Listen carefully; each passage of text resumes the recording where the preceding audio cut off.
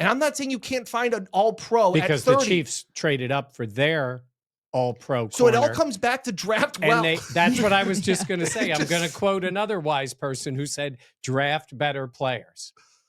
There's the open. Could you see him trading up to get a wide receiver? Yes, because he's a man and he never does it when you want him to. There's the open part too.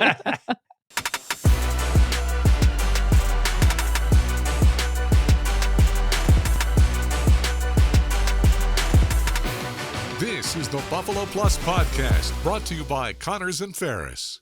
All right, welcome back to the Buffalo Plus Podcast, presented by Connors and Ferris. Mike Catalana, Dan Fates, I am Jenna Cottrell. Please be sure to like, comment, subscribe, and share. You know how much we appreciate it. All right, this pod, we're going to talk a little bit about how we're feeling coming into the draft, where they are, where they're going to be. We have an interview with Field Yates, and of course, we're going to finish off with credit to me. Mm-hmm. So first and foremost, Mike, I want to start with just where is this Bills team at as we are now about 15 days away from the NFL draft? So I think they're in a good spot in terms of having options because of the way this draft is. And we are going to talk later about some specific things that fit in line with what the things Brandon Beane has done in the past, how it might work for this draft. But I always think about the draft, Dan, and I think to myself, you can't draft strictly for need for the upcoming year. Yeah. But you need players that are going to contribute. So when you look at these last few drafts, when we see all the guys they re-signed that are core players that have contributed, been really good for them, fantastic, right? You're bringing back Shakir on a new deal, and you've got the deal with Bernard, all this, right, that they've done. That's great. Last year, you had a draft where you got to the biggest games and the draft picks did nothing for you in those games. Yep. It's not enough. I don't want to hear anymore that rookies can't contribute. Doesn't mean they're a finished product. Khalil Shakir made some plays in the playoffs when he was young. Gabe Davis made plays in the playoffs when he was young. Yeah. There needs to be players who step in and contribute right away from this team. So I do think there's a bit of a balance. They have been good, but I think you can do more. Well, I think we joked around when you were on vacation, Jen and I said it was the Ryan Russillo where he joked around about how he's been alive for every the most important presidential election of all time. This isn't the most important draft of Beane's career. Like it's as important as the last one and the one before that, and then So yeah, like I think there is that magnitude that goes into every single draft and the need now more than ever, whether it's because you now have a quarterback that you're paying what you're paying, because you have come up so close, because you've had you're coming off a rookie class that didn't really have an impact, because you're coming off an off season where you traded away a former first round pick that you traded up. I think all of those circumstances come into effect when you look at this draft and the magnitude that it is for Brandon Beane. Especially since the Bills have been so close. We talk all the time about getting over the hump and having, Mike, you mentioned like impactful rookies. I think sometimes, because of what we've seen from the Bills, sometimes I think we think, oh, you know what, the Bills, they like to have these rookies have almost like not a red shirt first year, but kind of get their feet wet, all this stuff. Whereas there's other NFL teams, I think of the Eagles that obviously just won the Super Bowl that have some first year players that are playing huge moments on the field, Cooper DeJean being one of them. Like it just because guys are new doesn't mean they can't immediately contribute. And that is what, and a lot of people have talked about how this draft class does have the potential for starters to be out there. Like there's not a ton of top tier talent. That's a lot of talk, but there are the ability for GMs to find starting talent out there. O'Cyrus Torrence. Came right in and played. Yeah. Deion Dawkins. Right in and played. And that's not to say it's perfect, but it's obviously an immediate guy on the field that fills a need. That kind of goes to the point of draft better. Draft better players. I hear you. It's so easy for fans to say Sean McDermott just doesn't play rookies. And Sean has scoffed at that inclination before of like, look at this. Like Cyrus Torrence comes in right and plays. Spencer Brown, another guy that like comes in and plays and makes impacts. Christian Benford. Yes, exactly. So like if there's one thing that we can get through on this podcast, it is the fact that if you draft well and perform well, no matter rookie or veteran, you're going to play for the Bills. you are going to start for the Bills. It's crazy how that works. It also goes into the point I wanted to make. And this, I'll say this, pisses me off when I hear people say this. They have 10 draft picks. 10 players aren't going to make the roster. I find that to be a dumb take. You don't have to have 10 players make the roster. Players can come from anywhere. The more picks you have, the more shots you have at it. You got a Christian Benford in the 6th round, right? You have gotten players in the later rounds. Don't tell me you can't make all these picks and have them contribute. There have been years where they didn't take as many players, but they got more impactful players. It doesn't mean you need to use all 10, but if you use all 10 and you take more players, it's more swings, more bites at the apple, that they say. And I do not want to hear that this roster is so good that players can't make the roster. Absolutely, they can. It's good. It's a very good roster. It is not where you're like, there's no spots. Like, who's going to come in here and play as a rookie? Didn't we? We said that. Yeah, I've said that before. Because here's my thought process. And I don't want to put words in your mouth, but I would rather have the Bills go after, instead of just being like, all right, we can smatter, we'll take guys throughout the first, we'll do this, and then we have 10 picks, we'll get all 10 picks. I would rather, if there's a guy they really love and they're like, this guy could make an immediate impact on a roster, I would rather have them pack. Mike is literally chomping at the bit. Someone's going to say that. Mike's also going to turn his mic forward. The mic. We'll take the one. Yeah, well, I got to do it. Yeah. There it is. But I think you could hear me clearly when I was making that point. Yeah, loud and clear. I think I understand what you're saying, Mike, of like, yeah, you're right. This roster is not so talented that they can't have 10 guys that are rookies make it. My more thought process is I would rather have you go and get the players that you really want to get, that you really think will work, and then not end up taking 10 picks because of it. I'm going to quote a very wise person. Oh my God. Who once said, 2 things can be true at the same time. Okay. Yeah. I agree with you. If you want to use the capital to move up, go ahead. But do not pretend that having extra picks means they're all a waste. That would be, it's this idea that why do you need 10? Well, if you use them because, to your point, you want to move up, great. Because now you're taking a shot at what you would perceive to be a better player. I don't like the reasoning that this team doesn't need the extra picks because they have so many players on the roster. They need to fill special teams roles. And Sean made that point at the owners meeting. I think he wants to get back to having some special teams guys. You can find them in the draft. Yeah. You can find players who will contribute. I'm not disagreeing with you on using those picks if you think you can move up. I'm disagreeing with the point that because you have multiple picks, 3 picks in the 5th round, whatever it ends up being, that you can't find players in those rounds because you had 3 shots at it. And maybe you're 1 out of 3, but that one is a Matt Milano that you end up getting. That was my point. And I disagree, because we're all respectfully disagreeing here.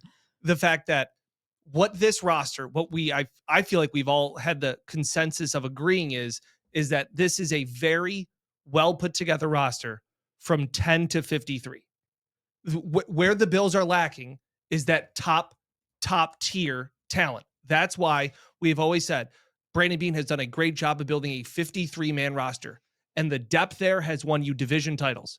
Depth isn't going to win you a championship. So when we're looking at guys that are immediate impact guys, I don't think the Bills may find that, in theory, what history shows you at 30. So I agree, and that's why Jen and I have made the point of immediate impact guys, top talent. So I would argue that with this current roster, you absolutely can find an immediate impact guy at 30. They need an edge rusher, a corner. I understand. Maybe another safety. Mm-hmm. There are players that wide receiver. Absolutely, this roster has competent players at those positions. Correct. Yeah. But at 30, absolutely, you can find a guy that can come in and start and be a contributor. I'm not saying that there's no chance. It's the fact of, it's also part of what we've talked about before. The history has not been great in this first round. And whether it's been small moves up, a Dalton Kincaid, a Kyer Elam. Like, I'm not trying to just bring up bad things of the past, but when we have said, and Jen and I don't mean to put words in her mouth, we look at this and go, this roster is pretty deep. What it's missing is what we had said this offseason. We had said it was missing the TJ Watt. We said it was missing the Myles Garrett. The so top tier talent. That's what I'm saying. And to sit here and say you can find that at 30 is a little bit of a stretch to me. That you're going to find, again, we're talking about when they played the Chiefs and everybody said, hey, the Chiefs were they had higher end players at big time positions. Yeah. And the Bills didn't. And I'm not saying you can't find an all-pro because at 30. The Chiefs traded up for their all-pro So it all comes back to draft well. And that's what I was just going to say. I'm going to quote another wise person who said, draft better players. There's the open. Yeah, I'm with you on all of that. I know it's scrambled eggs. Like, I know it's kind of all over the place. It's word soup. Yeah. Word salad. What did you say? Chicken salad. Yeah. I mean, listen, I'm not going to go all Eagles here. You brought that up. Cooper DeJean went in the second round. Mm-hmm. Very impactful player. Drafted well. Yeah. Chris Jones went in the second round. Deion Dawkins went in the second round. Yeah. Like, that's why I say this 30 thing, especially with this draft, in the right fit with the right player. I mean, you may get multiple players who can contribute right away, because I think there's a lot of really good players to go with some of your more exceptional guys. And I'm not disagreeing with you, but yes, everybody wants to get a dude, right? You want to get one. Bills had a top 10 pick, got Ed Oliver. Mm-hmm. Really good player. Yeah. Maybe not a dude. So, like, looking around, Daniel Jeremiah, I thought, had a really good tweet. He said, I talked to several GMs and head coaches over the last week, and everyone seems to agree. This draft is a starter draft. Maybe not a ton of star power, but your goal should be to come away with 3 to 4 starters. They are out there. Go find them. I agree 100% with that. That leads me into part of what my conversation I had with Field Yates about what his dream scenario would be for the Bills, or what he thinks the Bills should do at 30. But it's tough. I don't know how you feel. I feel like Jen and I kind of agree. I know there are some people out there that love draft. Like, they love the draft. They love the prospects, the combine, the measurements, the grind, the meetings, the visits, all of those things. I'm not going to pretend to be an expert and pretend to say I'm crunching film on 500 prospects. Like, there are other guys. So to sit there, I kind of try and read and educate myself as much through guys that I know more than me. 1,000%. I just think that No. I was just going to say to Dan, have at it. Let's hear from Field if you want to go. It was very nice to catch up with Field Yates from ESPN. It didn't make the interview, but the first thing I complimented him on before we hit record was his hair. Yeah. It's elite. Here's Field Yates. All right, we're now joined by ESPN's Field Yates. Thanks so much for coming on Buffalo Plus. Really appreciate it, man. No doubt. Glad to do it. I want to start out. How's the shoulder? A torn labrum is no joke. I just want to know how we're feeling. Dude, honestly, not good. It's funny, and I thought that I'm medically cleared. Like, I can do all the things that you need to do. Most importantly, and you and I were talking before we got started about, we're in the trenches right now. We've got 5 combined kids, the oldest of which is 4. Like, I can carry my kids and I can play with my kids, which is really the most important thing that I was able to get back to after the surgery. That being said, like, I'm supposed to play in a golf tournament a little over a month from right now. It's after the draft, thankfully, but I haven't swung a golf club more than like 5 times in 7 months. I went out to the yard. We had a decent day weather-wise recently. I took 5 swings, and I'm not here to tell you that I'm not Rory McIlroy in terms of power up there in the golf course, right? I am a finesse golfer, and after 5 swings, I was like, that doesn't feel right. So a little tight, a little sore. Not exactly ever going to blow you away with my athletic ability, but certainly not right now. But I appreciate you asking. It's been quite a process. Absolutely. To actual draft and Bills news and questions for you. I want to start big picture. What do you think, and how would you grade Brandon Beane over, say, the last 5 years? Because last year's draft class really had no immediate impact on the playoff run that they had. So I said that, like, the most important thing you can do as a GM is find a way to, like, orchestrate high-level winning. So my grade is going to be like, it's got to start as like at least a B+ for Brandon Beane, right? And it goes even higher from there. The reality for the Bills is it feels like, if you look at some of their like biggest hits over the past or during the Beane era, right? We're talking about a monumental grand slam. Josh Allen is a stone's pick, right? I mean, that's like that was a player who coming out of college was divisive. It was the 2018 draft class where there were 2 quarterbacks that went ahead of him, and 2 others that were at least in the conversation. I'm not here to debate Lamar Jackson versus Josh Allen. The reality is those 2 clearly the 2 best quarterbacks from that year's class. But trading up to get Josh, I mean, I want to go back and check some of the analysis after that deal, because I know that there were some who thought that Josh Allen just frankly did not have it at all. He was just too inaccurate and too raw, just the kind of guy who was going to look more like maybe where Will Levis is right now through 2 seasons at Tennessee. Like, even last week, I was reminded of this. Like, Christian Benford, the same draft as Kyer Elam, right? And you take 1 corner in the 1st and 1 in the 6th, 1 from Florida, 1 from Villanova, and you're like, the guy from Villanova is now going to make $18 million a year. So you can't nail them all. I would just say that my impression of Brandon Beane is that he's got the right level of aggressive. He's done a very good job at some of the most important positions. I have felt as though most of the Bills extensions have not only been smart investments relative to who they are made in, but good values as well. So I think Beane's one of the best in the entire NFL. The roster kind of speaks for itself. I understand there's this one big glaring hole in the resume. I'm sure Bills fans are sick of hearing this, but if you told me to expect or not expect a Super Bowl at some point in the next 5 years for Buffalo, I fully expect one. I get it. There's a lot of great quarterbacks out there right now, but this is the MVP of the NFL last year, Josh Allen, one of, to me, the 3 at worst best quarterbacks on the entire planet. All right, so let's go to this draft class. Yep. Give me the dream scenario for Brandon Beane and Bills fans at number 30. All right, so I'm going to throw a little bit of a curveball here for you. Beane obviously has been unafraid to move up in the order, right? Dalton Kincaid, and that's the most recent example, I believe. But there's been a couple of other move-ups that he has orchestrated. Josh Allen, of course, most notably. I feel like this is the year where they could trade back. Do it again, 2nd straight year. They traded back twice last year, but the depth of this year's class, really strong.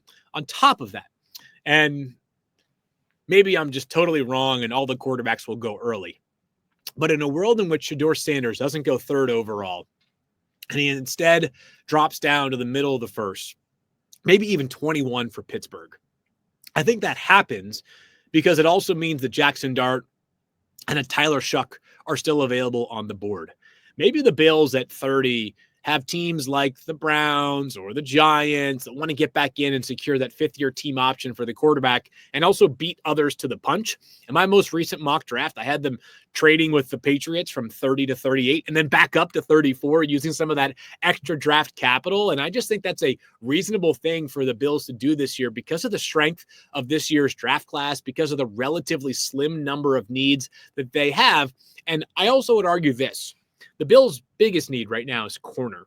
And if you feel differently, I'm happy to sort of talk through what you believe is the biggest need. But the Bills don't value the same things in corners that every team does, right? This is a heavy zone scheme. Sean McDermott is also a whisperer at corner. They're probably a little bit more comfortable waiting on a kid who maybe ran a 4.55 40 as opposed to a different team that wants to put their corners out there on island and say, you got that guy, and if you don't cover him, we are screwed. Right. So there are a couple corners, Azareye'h Thomas from Florida State, who did not run a great 40 time during his pro day. Benjamin Morrison from Notre Dame, who didn't run a 40 because he's still dealing with a hip injury. I don't know exactly where his status is at, but wasn't going to run a 4.4 40 in my estimation. You've got some corners that might fit the Bills archetype a little bit more in round 2 that would allow you to move out of round 1 and get some extra swings in rounds 3 through 5, where I think the meat of this year's draft class is. Well, you lead me right into my next question because I do think corner, obviously locking up Christian Benford is great, but there's still a big hole, like you said, at the cornerback alongside Benford at CB2. A guy that I'm interested in to get your take, Savon Ravel. Yeah. Like, what is the projection, the ceiling? What do you see and the possibility of a fit? Because he was a guy that was probably going to be a top 15 for sure before the season. And now after the ACL injury, there's a lot of question marks. So where do you kind of see him fitting? Yeah, so for those that missed sort of the timeline of it, he tears his ACL back in practice in September. ACL recovery, that's possible. I mean, we see tons of examples of guys coming back. The question is, if you're a team using a first-round pick on a player who might not be himself to begin the season or even for the entirety of the season, there's a difference between return to play and return to performance. Then are you going to use a first-round pick on Savon Ravel?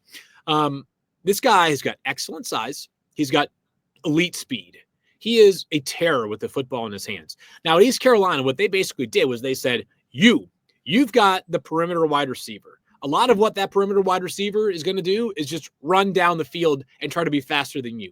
It's not going to work out. So what Revel did at East Carolina is a projection relative to what he's going to do at the NFL, where like the Seahawks are the type of team that forever under Pete Carroll, that would be the kind of corner they would covet. He's super intriguing, though. He's got an incredible story of perseverance, overcoming a lot to get to this point in the first place. So to me, somewhere in round 2, just because of the injury. But you're right. I think he's a first-round pick, if not for the ACL tear.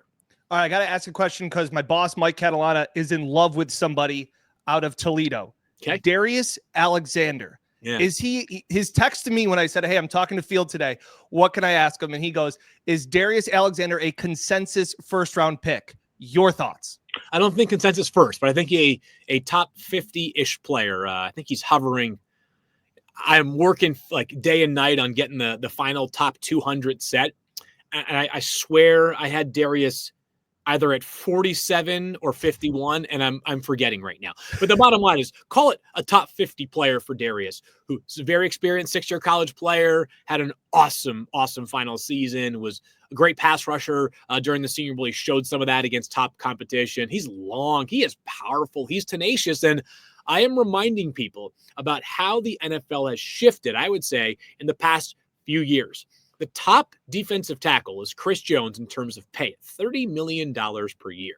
Not far behind him is now a guy in Milton Williams, who became a free agent, and the Patriots had to pay a bit of a tax because they're not a very good team right now. But he makes $26 million per year. That's an insane amount for a position. It tells you where the NFL feels defensive tackle has risen to in the positional hierarchy. This is no longer, hey, a defensive tackle is replaceable like a guard. We are seeing those two positions becoming far more popular and prevalent in terms of their top tier money, because NFL teams acknowledge that you got these great quarterbacks. Like Josh Allen is just too big and too strong for these edge rushers to consistently just bring down. He'll run around those players at some point using his speed and power. It's hard when pressure is bearing down you in your face to run through 300-pound defensive tackles that are coming right at you. So I believe defensive tackle is a position on the rise, which is why you're going to see a lot of the ones that can pass rush go very early in the process. I know you're a busy guy today. I got 2 more quick questions, if I may. Yep. One, give me a defensive tackle that you love that will not go on Thursday. Okay. Darius would be a good example of that one. Let me pull up the big board here and just think of some other day 2 defensive tackles that I love. Little bit of beauty in the eye of the beholder, what you're looking for. I'll give you one here, though, that I think is very interesting. And when I say, do I love this player right now? Not sure I do. Do I think this? What I mean is that, like, am I guaranteeing that this player right now is going to come in tomorrow and contribute at a high level? Do I love the potential of this player? I do. It's Alfred Collins from Texas, 6'6", 332 pounds, with 35-inch arms. It's just hard to teach that kind of physical skill set. So I think Alfred Collins, in time, has the chance to become a very, very talented football player. It's just going to require some patience, I believe, because the tape was up and down during his time at Texas. He was one of those guys you kept waiting for and waiting for and waiting for. That being said, I do believe that Alfred Collins, in his best case scenario, can be a legitimate game-impacting defensive tackle. I always like to joke around, can't teach height. Can't teach length either. Yep. Length. You got to have it. One last one real quick. Wide receivers on the weekend, not day 1 for the Bills, but somebody that the Bills fans can keep an eye on as a possible addition to Josh Allen. Alec Ayomanor from Stanford, a Canadian kid who I'm still trying to figure out whether he was a Bills fan growing up. I know a lot of Canada does love the Buffalo Bills. Elke Manor from Stanford, Kyle Williams from Washington State. Another example of a guy that can flat out fly. If you're looking for like a fun, and I don't listen, this may not be what the Bills need, but just a fun football player to watch, Savion Williams from TCU, who they figured it out during his last season that the best way to unlock him was to make him a wildcat quarterback. Think Cordarrelle Patterson later in his career, not the early days with Minnesota, but a guy who, when the football was in his hands, good things happened. But was he the most natural receiver? No. Once they started scheming touches up for Patterson, he's become this very sort of fun Swiss Army knife to work with. You're the best. You're the second person that has brought him up as we've talked on this channel about wide receivers. So, Field, I really appreciate your time. Hope the shoulder gets better. Rest up for the draft. Very excited for all your coverage, man. Appreciate it. I'll work on it. Thanks, Dan. I appreciate you. What was the biggest thing from it that you want to highlight? For me, it was the fact of I've always been team trade up. Yeah. Trade up, trade up, trade up. I don't know how much sense that makes this year. I'll give you those scenarios. And these are scenarios. And what I did was do the numbers. So what a potential kind of trade would be. So that trade up and trade back and then stay where you are. I feel like they are going to trade back. I got a good example of that. So I thought Field was really cool. I thought that explanation too of he kind of said there's a lot of the meat of this draft class is the 3rd through the 5th round. That's where, and again, the Bills have quite a bit of capital there. Field had them moving around a couple times back and then up in that 2nd round, and kind of looking at the top 64 prospects and those kind of moves of what can be made for teams. The quarterback situation we know is always weird. Jackson Dart is now climbing up draft boards, things like that. So again, that was interesting to me where I've always been go up and get your guy, which I still think if the Bills in my head, and I know we're going to get into these picks, but like if you have, hey, if this guy's available at 25, we got to make a move. If you have 3 guys left, okay, we're comfortable waiting or moving back and making sure you still get their guy. I just don't want the Bills this year to feel like last year they kind of got caught with their pants down. Like they panicked to move back and didn't know what they were doing. That was, I remember that was my analysis after when we were up there at one Bills drive last year. You almost said it. I know. I almost said it. I put that in your head. They obviously last year wanted to get out of the 1st round. Yes. So that was a point that he was attempting to make. And then you make the pick on the player, and we'll see how it is for this year. But the first year wasn't impactful enough. So I came up with a couple of scenarios. These are numbers because there is I gotta make sure I think the name is right. Rich Hill from Patriots Pulpit, I think is where he was. I apologize to Rich. He had the chart that appears to be the one that's a little more up to date than the Jimmy Johnson chart when you start going by the numbers. So do you want me to give you the trade? So I have trade up first. Trade up. Okay. Trade up is, I think if the Bills make a trade up, it's a relatively minor one, but it costs you assets. So an example of one, I had them trading up with the Rams. So the Rams are pick 26 overall. Just to make the numbers work, they would trade up. Obviously, you swap 30 for 26, and the Bills would give up pick 132, which is one of their 4th rounders. Okay. So it's still a valuable pick. It's later. It's in the 4th round. The comp picks start in the 3rd round, so the numbers start to go back. So the Rams, a future 7th, just to that last little number, you try to get that there at the end. So they trade that and give up that to move up the 4 spots. And I was looking at the players, like they've been linked to players like Amos, the corner. Yep. But then you have people having going all the way in the 3rd round. Yep. This draft is wild that way. I think more variety or variable to volatility is really the word I wanted to use there in terms of where people have certain players and they talk about fits. We have the same. Which one? For the player. Matthew Golden. Yeah. Yes. If they were sold on him as a receiver, it would be kind of wild that they trade up this year Yeah. But they do have a position open for wide receiver. Here's my thought process on it. Last year, we absolutely wanted them to do this. Brian Thomas. Roma Dunze still is in our Buffalo Plus podcast studio behind Daniel. You can't really see it because of the glare, but it's never too late, fellas. Yes. It's never too late. Hey, I love what caller. Yeah. Yes. Hey. Oh, no. Hey, give her a call. Sorry, guys. It's too late. Not that. But I mean, like, with this. But it depends on who calls. The wide receiver. Like, I kind of want them to push Keon a little bit.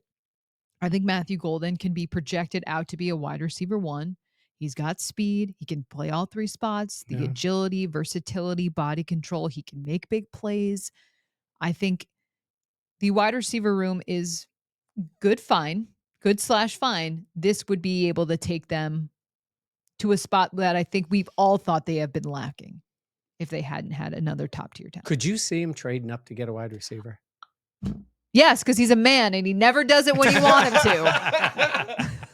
There's the open part too. No, but I mean, do you it doesn't appear to be the draft that has those players, but Golden is one that you've seen. I mean, I've seen the Cowboys taking him early, and I still contend the Cowboys, because it's a Texas wide receiver with speed. They want, last What are year. they, 14? Yeah, they're 13, 14, yeah, where they are. There, yeah. The possibility of that happening, and Golden, being a guy they want to put with CeeDee Lamb because they've needed a speed receiver. So when you talk about that, so then if you were the Bills and you were to make that move, this is the part in a deep draft. They go up and get the guy Jenna wants here. Now you say to yourself, okay, we've got this guy in the first round. We have 2 picks in the second. We have no pick in the third and only 1 in the fourth. So in this, what people are considering the sweet spot of the draft, you are okay, but you're kind of limited. No third. You got 2 twos, which is good. But in terms of this draft, I think it might make more sense to add instead of subtracting picks. Yes. So what about subtracting later picks to move up to the meat of the draft portion of it? You can, but now you have to be convincing a team. And what would you also give up next year's? Well, there's a case. Or 4th or things like that. Yes. And that's a possibility. Now, some teams will look at next year's draft and say, depending on the team, there's more quarterbacks in it and any ammunition they can get. Yep. I mean, that's what the Bills did, added picks. And then when they went and got Josh. Now, I have a trade down for them. Now, if you're trading from 30. Michael Numbers over here. It's either you're You should trading, see the font on his computer. It's enormous. I changed just a it. Ricochet. Well, this see, is actually a direct shot. Sorry. So here's my normal font. What a mean girl. And so I didn't expect. Oh, lost a picture there. See what you did, Jenna? I was not expecting to wear the glasses, but I was like, heck with it. And then I had the bigger font. So I'm sorry, Mike. I feel bad. That's not you nice. should feel bad. But that's how I could tell you had Matthew Golden was because. Okay. Can you guys read it from there? So anyhow, I have a trade down. So if you're 30, you're trading into the second round. Yeah. I mean, I guess you could move back. Well, we did before. Mm-hmm. You could move back with the Chiefs. Please do not Yes. trade with the Chiefs again, or the Eagles at 32. Otherwise, you're going in the second round. So what I had them doing, they would give up the 30th pick in the draft to the Jags. The Jags have pick 36 in the second round. Now, we've seen teams do that and then make another small move to get up again in the second round. Mm-hmm. You go back to 36, and then you see a guy is still there, and you jump to 33 or 32 or 34, 33. But here's the numbers, and this is why I found this to be good. They drop back 30 to 36, which I do agree sometimes when you look at the draft. We put the line of demarcation at the end of the round because it's 32. Correct. It's still 6 picks back. There's a difference between first rounders and second rounders with that 5th year option. Yeah. Right. And there is less money, but you move back 6 picks. The numbers would say you can add, in this case, add the 88th pick, a 3rd rounder, and a future 7th, because it was like a point or 2 off. So you move back 6 spots, and now you pick up a 3rd. Now, when you look at what they have, in the draft, they would have 36, 56, 62, and 88. You are 4 picks in the meat of this draft. And Beane has said, he's always like, I've always loved to have a 3rd round pick, which is great. The only thing better than having a 3rd round pick maybe is 2 seconds. Yeah. Because he does. And that second is more valuable. Yep. Could you use the second of the 2 thirds to move back? Or the second of the 2 twos and move back? Yeah, they're valuable picks. But this one I thought, get out of the first round and had it. And that's when these other players, Isaiah Bond is the other receiver From Texas. My crush for this draft is Darius Alexander out of Toledo. Maction. And you've heard Greg Cosell. Greg Cosell raves about him. Yep. Now, people can have their own opinion on Greg Cosell. He says all the time, I don't care about anything else. I look at production and what this guy can be. He believes that guy, more than maybe any other D tackle, based on his skill set, could walk in and start for teams year 1. So I'm just thinking of the players you can have and still have 56, 62, and 88. Yeah. I was just giggling, thinking about Mike crunching the numbers and being like, things are a point off, and him having like Trump's poster board and being like, these are the numbers. These are my numbers. These are the numbers. And these are the percentage points that we are all off. And he's got a Of like formula. the chart for the trading. Yeah. Okay. The tariffs. So my one thing is though, and this is what Beane will talk about, you have to have a trading partner. Yeah. And I feel like a lot of teams are going to want to trade back. Yes. Now, I made the point of trading back with the Jags because they had that 3rd round pick. You will hear a lot about the Giants and the Browns. If they do not take quarterbacks in the 1st round, changes everything. They will want to get back in the 1st round. Yep. That's true. So a team like the Eagles could easily trade 32 for 33. Yep. That you could almost guarantee that could happen. If the Giants want to take Milroe late in the 1st round. Yep. Because they didn't take a quarterback a la early. Lamar Jackson. They trade, which ironically happened to be when the Eagles traded that pick when they had won the Super Bowl before. Yep. And it became Lamar Jackson late in the round, the Josh Allen draft. But that would make sense because that team is at 33 or the Browns are at 34. Yeah. You're right. But those are the kind of teams that want that guarantee, the ability to have that 5th year option if they're going to take a quarterback later in the round and jump back in. Well, I think that's part of what we've talked about too a little bit is like not only just the trading partner, but it's also managing that what you like and like where it falls. Because you're splitting hairs to some respects as, hey, we're sitting there at 30. We have this guy as 33 on our board. Okay. Do you gamble? Do you try and trade back and hope that that guy's still there? Or do you just say, screw it, we take this guy? Or, hey, all of these guys went off that we liked, but we have a guy that we like we have 38th on our board. Do we just take that guy because he's on Beane? He'll talk a lot about his board and you set it and you follow it. So that's why I could never be a GM. Yeah. That's where I find myself being most interested in. I think it's a whole lot easier because we are not in the building. Thank you, Jenna. You know, it's so funny. I will ask for this from the Bills. So, Derek Boyko, I know you're watching. After I retire, whenever that is, I'm going to ask him for a retirement gift. I want to sit in the room for the draft. I want to be in there when it's going on. Interesting. And I just would have to, and it's easy for Give me. up your Just phone. be quiet. Oh. I would be quiet in that room. Oh, I just would love to see it. Yeah. I would love to watch it in real time. Yeah. I just think it's cool. Like You ever seen Draft Day? That's true. It is. Man, he leaves the room and he goes with his pregnant girlfriend that he was working with, and then comes back and he's like, "Who's that GM in Jacksonville?" Like, dude. I wrote down 7 players that I really like for the Bills. Doing research. Yeah. It was Okay, yeah. I know you're going to have one. Well, maybe 2 of the guys that we have. And so I sit here and I go, the Bills have 3 picks, and these are players that are projected in the top 2 rounds. Okay.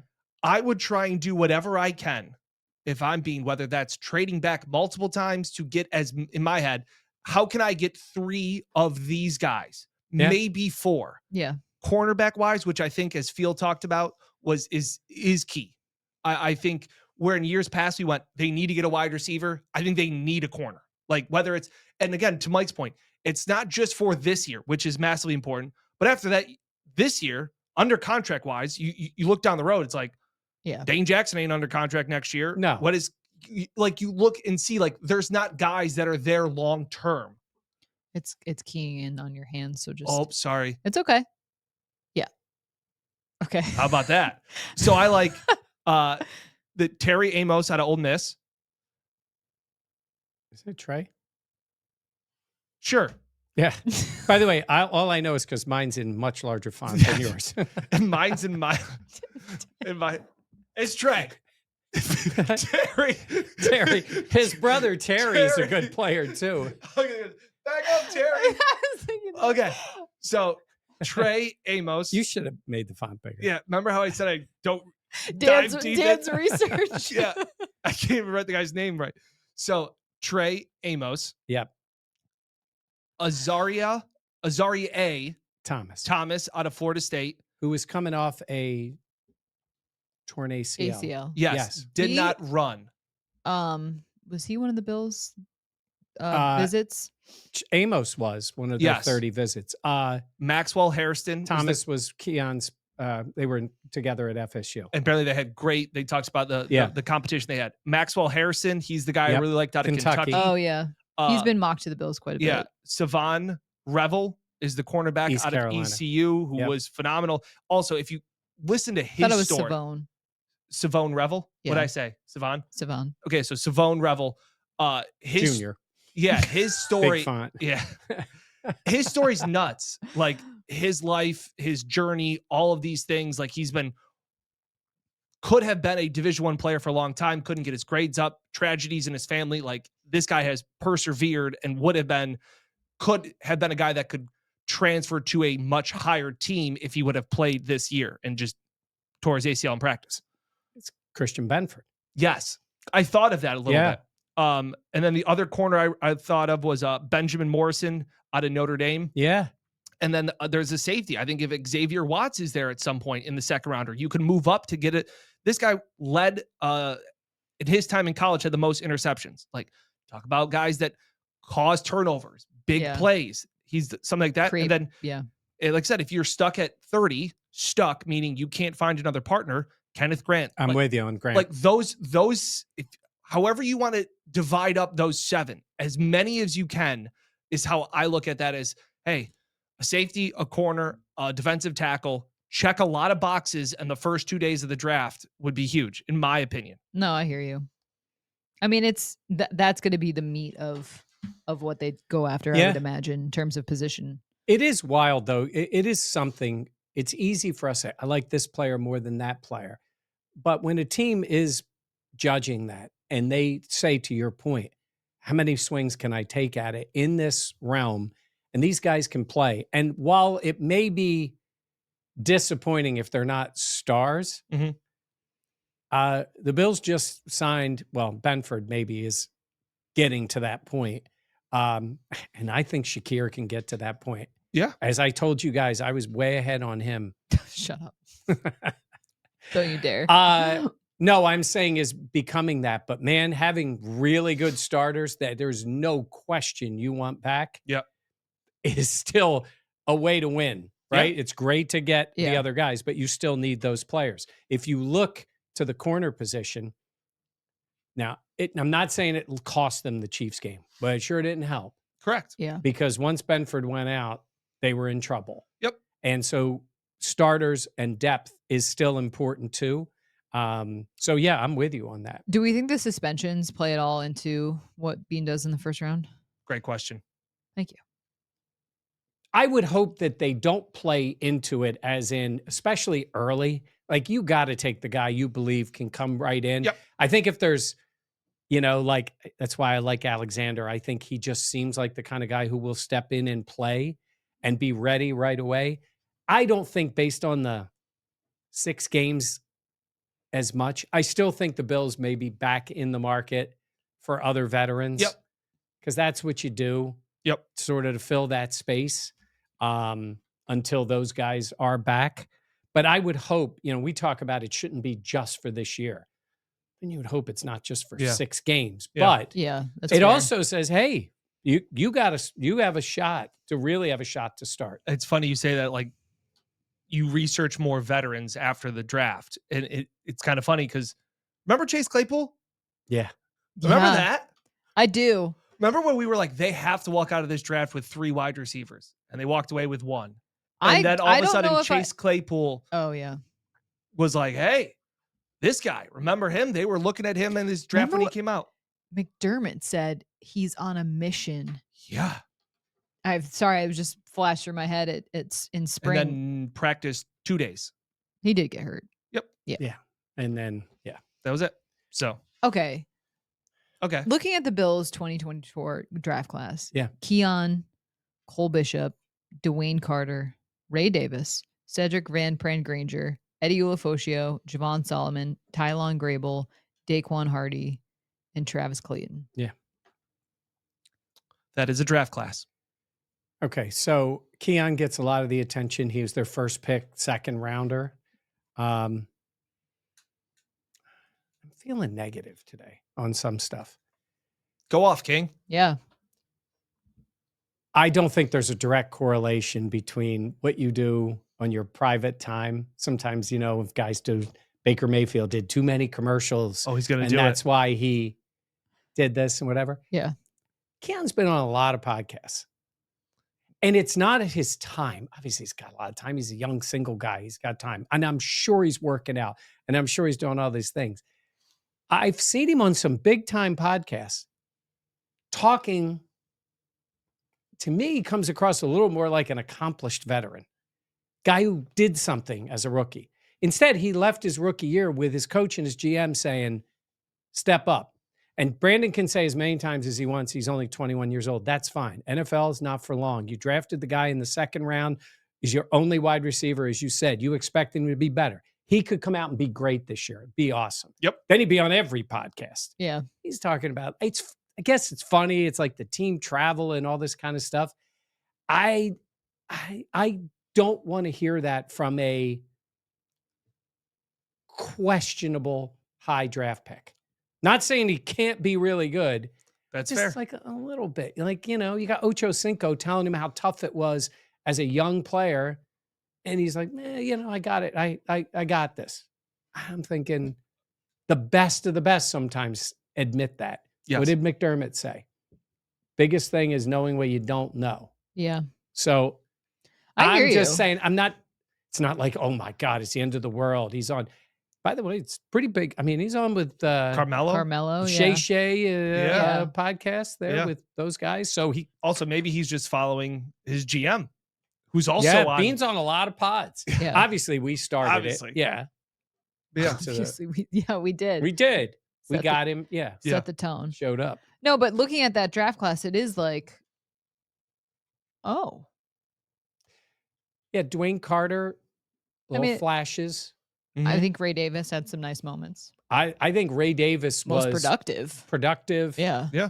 Basically, when he was on the field, you were pretty happy with Yeah. what Ray Davis was doing Yeah, in agreed. the scope of what they needed.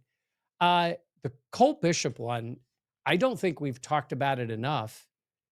There's a big expectation for him this year. Has to be. Mm-hmm. And I do think it was weird, that, he came in. He did come in early because Mike Edwards, hand up, bad on my part to think he would do anything. He's back with the Chiefs now. Good for him. Yes. So he but can Bishop- not play there. Showed some. Yeah. But now we're talking about a guy who should be the starter. Yep. Or I'm sure it's a competition between he and DeMar, but I think they expect him to win. As I've said, if DeMar Hamlin starts for the Bills this year, it'll be more of an indictment on Cole Bishop than it will no be question. on Yeah. DeMar Hamlin. Also what they do in the first, or what they do in the draft is Yep. indicative of how they feel. Yep. They might tell you one Oh, thing, but they'll do something else. And if those don't line up, then Spencer Brown was always the biggest one. Yeah. Yep. And Dwayne Carter, I have some hope, Yeah.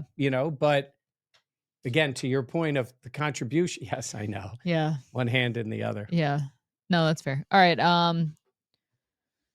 Do we want to do credit to me? Yeah. Okay. You want to start? I got 2. Oh. One, I'll give myself a pat on the back, which I never Michael, do. can you imagine? Yeah. I'm stunned. Yeah. Dan giving himself a pat on the back? Credit to me. I am really, really elite at taking car seats in and out. Oh, that's a good one. Like I am NASCAR pit crew style with the car seats. And so maybe any other parents out there can relate to this. My wife got a new car, got it from Bob Johnson, who was a proud sponsor of Uncle Dan's Best Bets. We got a Look at that. Yeah. Yep. Kia Telluride. So it's got 3 rows. It has bucket seats in the middle. So the Are kids, you doing the commercial no, now? I'm just saying. So our oldest can just Those are walk nice. back in, and it's easy. I'm still in the mid-size SUV, and to have all 3 car seats, because Shane, our oldest, is in a booster seat. Ryan is in like a you car forget seat. your kids. Yeah. I mix them up all the time. And then Taylor is in like the carrier that like locks in with the base. So all 3, Shane's in the middle and she's like squished. So unless I need to have all 3 car seats in my car, I just have them in my trunk, and it's just interchanging. And I am, You got there. yeah, I got there. And I'm elite at it. Renee's like, it's going to take you forever. Give me 30 seconds. Everything is buckled in. So I'm very good at that. My other credit to me is to my wife and my friends.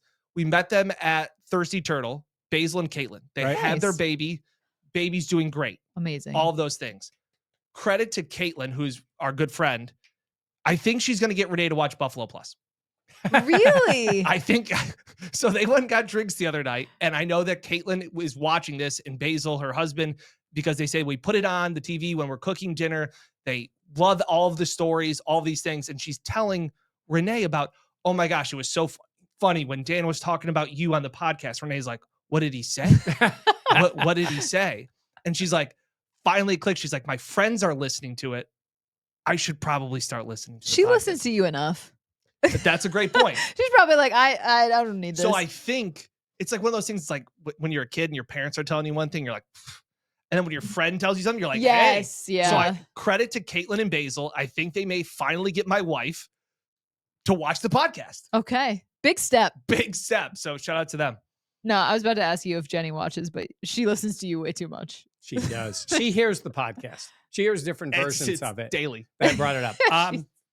I'll go next, but I wanted to come off of what Dan said. So I'm girl dad, girl stepdad, girl granddad. Yes. Right? I am not elite at the car seats. And so we had to swap them out. Dan was nice enough because he has equipment for all 15 of his kids. So we borrowed one of those pack and plays, which are awesome. But the car seats, to put them in the car, oh my God. Should ask You know me. what the problem is? Make the trip. Is then you get the kid in there and the kids are squirming and whatever it is. And, ours really simple. You guys were probably in a lot of trouble because Yes. you're the same age as my girls. And I was like, they were not as secure as these car seats. Oh, Well, there's Not even levels now Oh, built yeah. into the car seat to make sure. Really? Yeah. Wow. Yeah. The old way You'll was get just there. like, I was snap, saying, snap, genuinely done. don't know that. But it will drive you out of your mind Yeah. No. to try to do them. But we got them done. So I have a dumb question. Do you and Renee both have car seats? Or do Yes. you have to? Okay. Do Oh, some yeah, we people have- just we have- change them out? I Like, guess. that's hell. Yeah. That's gotta be. We They're each so have expensive. we each have a base for the newborn babies. Yeah. Carrier. So Makes the carrier sense. can just go in both cars. Yeah. But then like Shane's just in this little booster seat, so it just she just sits on it. Yeah, Like she's not, yeah. and then she can buckle herself in. Yeah. And then Ryan is just about to turn to the forward facing car seat. Oh, okay. So like That's your every second day. child. Yeah, that's the second one. It's just every day. It's just like, okay, who am I picking up? Who am I driving? Okay, I need to have these car seats in. Boom, we're ready to go. Okay. Love it. Michael? Credit to me. So at some point in the spring, we're going to have the draft. Once we know the Bills' schedule, we're going to have the draft and it's travel draft. Dan and Jenna. Oh, for us, yes. Yes, we'll have our draft for the travel. And, there are some flights. There are some in the distance, depending on, how it maps out who's going to the games. But we travel together. So it's most of the time it's 2 of us. Credit to me, I upgraded a credit card that will include lounges at the airports. Let's go. It's This one is of these breaking cards. news on the Breaking pod. news. It's one of those cards that cost a little more, but You can get some stuff back. And my daughters are elite at using all the benefits. So because it's a little costly, but then you get a bunch of other stuff. So it comes with, and I checked on where many of the places that will be available to us are. Yeah. And it's the airports that we know and love. Charlotte, Atlanta, if we need Baltimore? to. Some in Baltimore, Okay. and then like JFK and LaGuardia, because Yeah. a lot of times Philly, any of those that we connect in, Amazing. because it is a lot to Wow. travel. Yeah. It's in and out, and yes. So Wow. credit to me. You guys can come along, and you get to hang. And by the way, for Jenna, in some of these places, depending on how long it is, you can literally take a shower there. No way. Yes. Thanks, Dad. Yes. Wow. Honestly, So, that is yeah. massive. Yeah, it depends on where it is. So there we go. Oh my gosh. That's huge news. Yeah.